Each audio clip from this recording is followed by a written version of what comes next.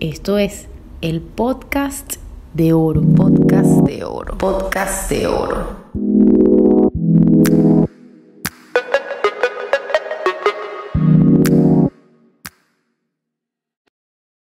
Episodio 4, que se llama Emprender. Yo siento aquí que ya estoy entrando en un super calor, con mucha energía, como a la carnita real del podcast. Y la pregunta, creo que esta es la única pregunta,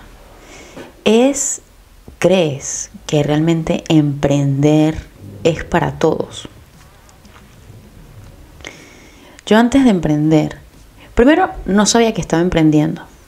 Eso como punto número 1. Segundo, antes de emprender como tal acá en Uruguay, sí tuve coqueteos con la idea de tener un negocio propio con unos amigos de la universidad, pues porque la idea que nos venden en Venezuela es que eres tu propio jefe, eres dueño de tu tiempo y si quieres trabajas y si no quieres no trabajas.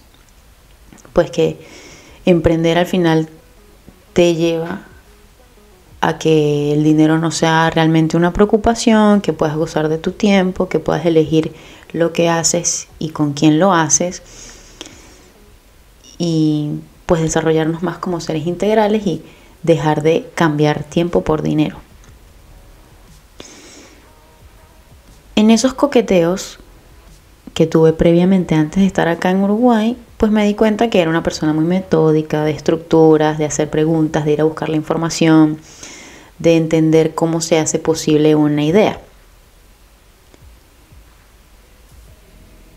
Sin embargo, pues me di cuenta que emprender no es para todos. Hay una serie de cosas como que tienes que aceptarlo y trabajar de forma sistemática. En el momento antes, yo pensé que emprender sí podía ser para todos, porque si yo lo hice, si yo fui capaz de llevar una idea, trabajarla y concretarla en la realidad, es decir, compartir esa creación de mi cabeza y traerla real, hacerla palpable, si yo lo pude hacer, ¿por qué los otros no?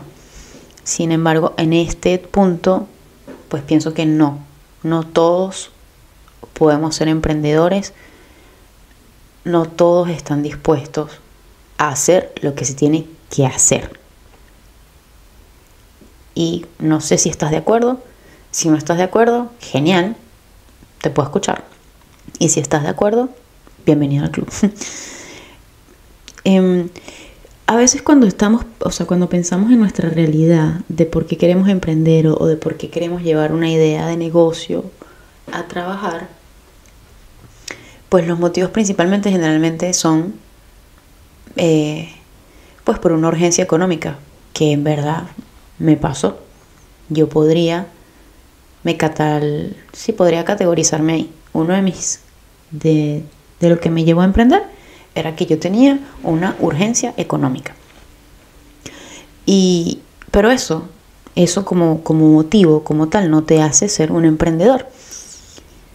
Yo no tenía trabajo, estaba buscando empleo, se me presenta la oportunidad de trabajar como asistente personal de Irina, de cosas de la vida, pero seguía sin tener el empleo realmente que yo quería y que no se estaba dando el plan que yo quería como tal. Entonces, motivos para emprender, claro, por supuesto que sí lo tenía.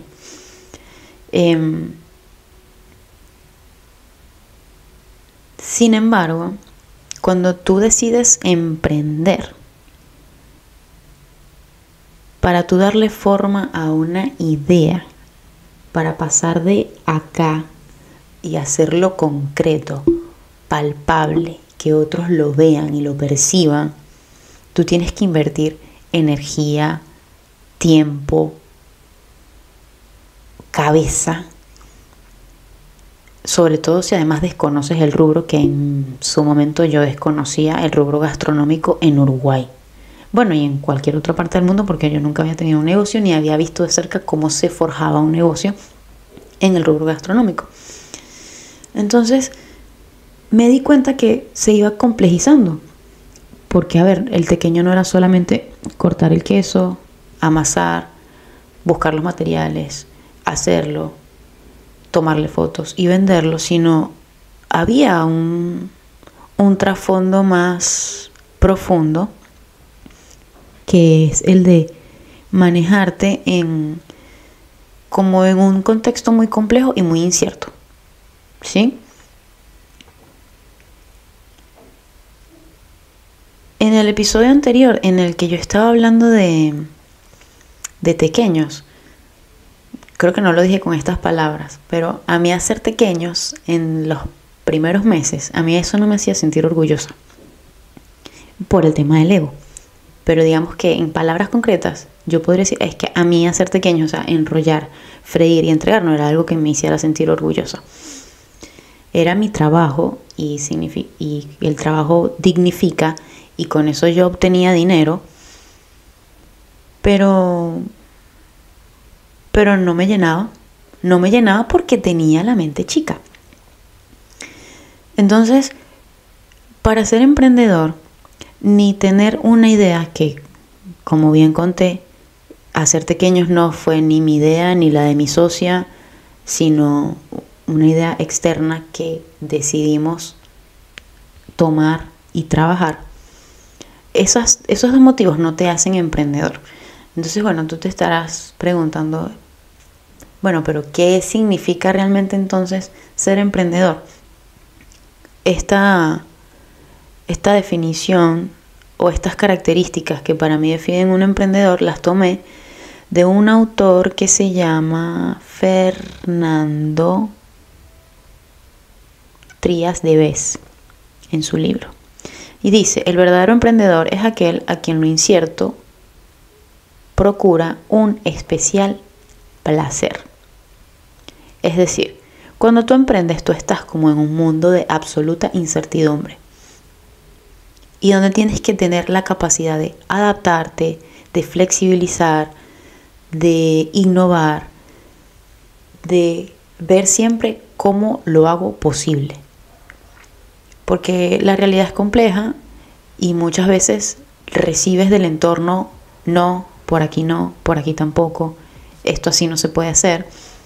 O de repente estaba funcionando de una forma y tienes que cambiar, y eso necesita que tú estés constantemente preparado para qué es lo que va a pasar hoy, cómo voy a enfrentar esta situación. El proveedor de queso ya no lo va a hacer más. Bueno, ¿cómo consigo otros proveedores? Porque tú podrías decir, bueno, esto significaría que si entonces me quedo sin queso no puedo elaborar más tequeños.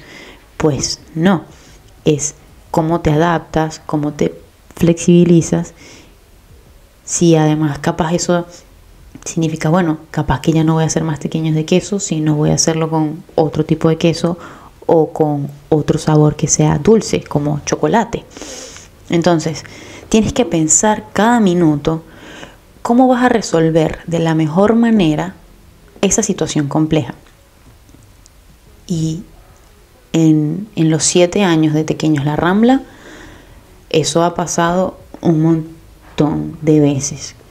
El primero que puedo recordar y que para mí significó como un quiebre, que estaba muy jojota y yo dije, bueno, no se harán más tequeños, fue cuando en el lugar donde yo siempre iba a comprarlo, que no era un queso blanco, además era un queso amarillo, pero tenía un nivel de sal aceptable, fueron los primeros tequeños con el primer queso que hice. Un día fui a comprar y me dicen, no, mira, el productor vendió las vacas y ya no hace más queso. Y yo, pero ¿cómo que no hace más queso? Y recuerdo que yo venía caminando a la casa y pateando piedritas y dije, no, bueno, se acabó. Ahora sí voy a tener que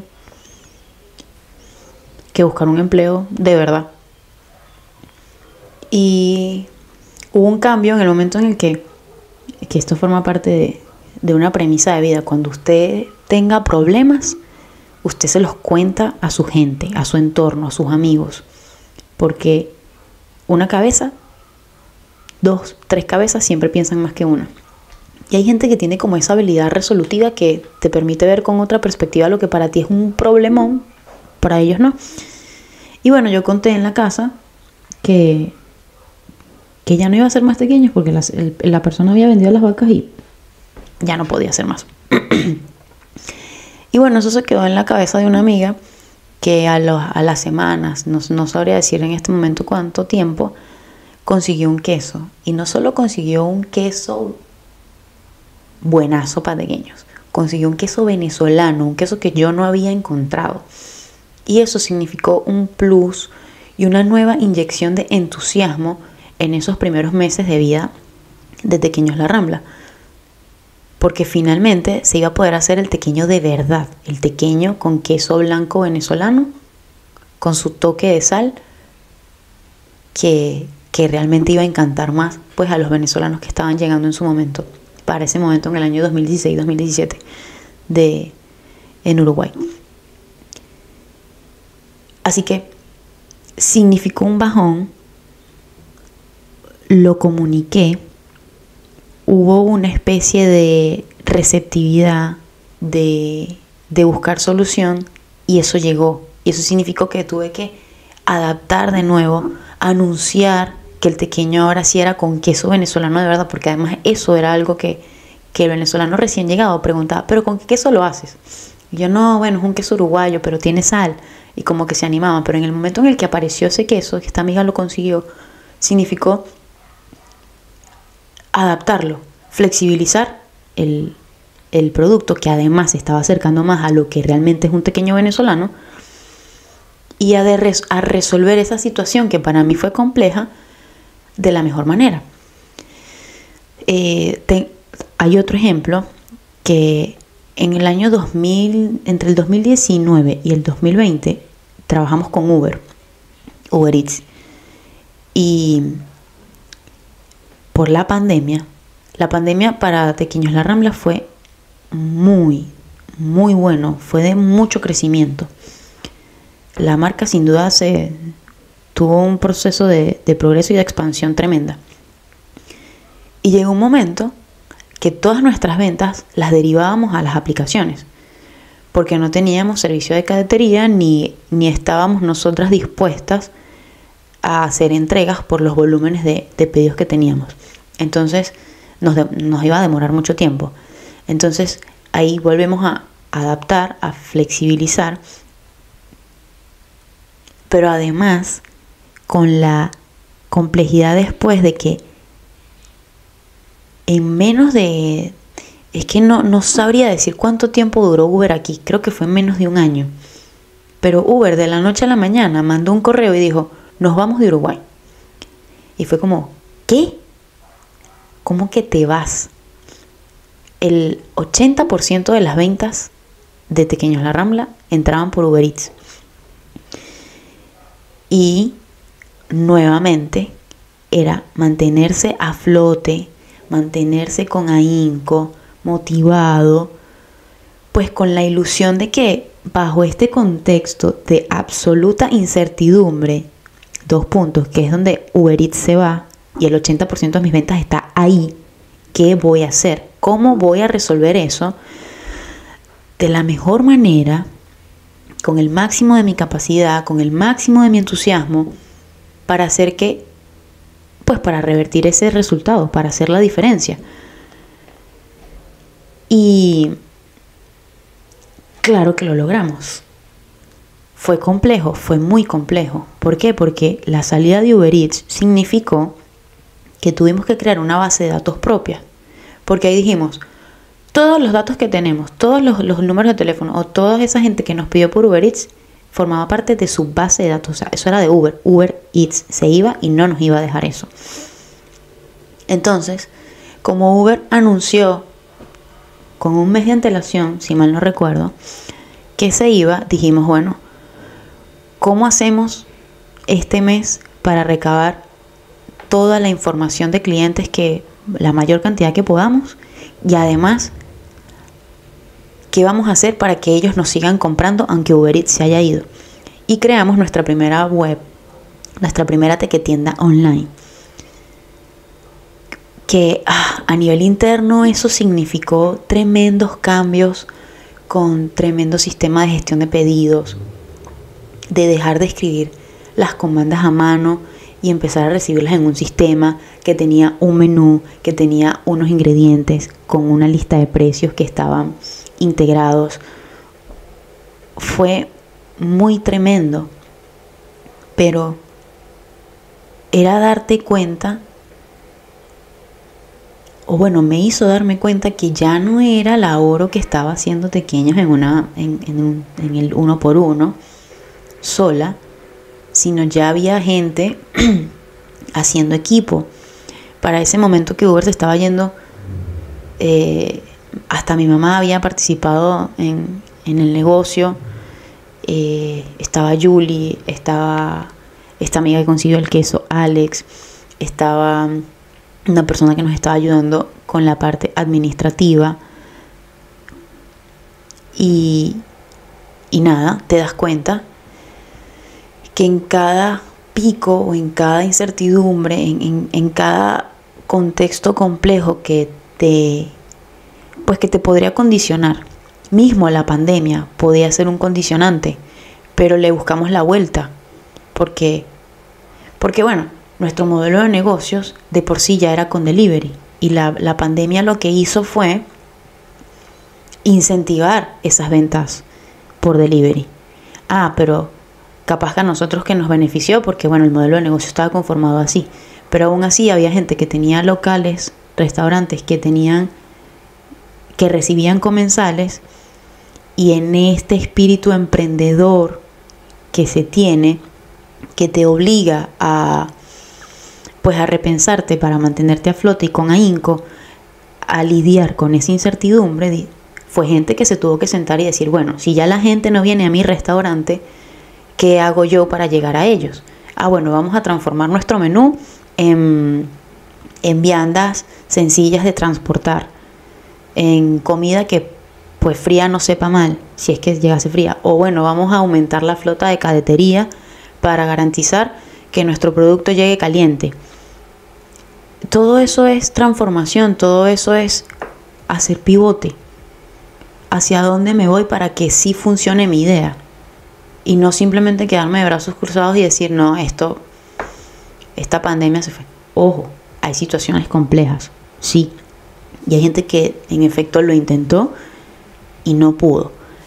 Pero como acá estamos hablando de qué es lo que hace a un emprendedor ser emprendedor, pues el verdadero es aquel que lo incierto consigue un goce, un especial placer, y dice, si no lo puedo hacer de esta forma, ¿cómo si lo hago posible?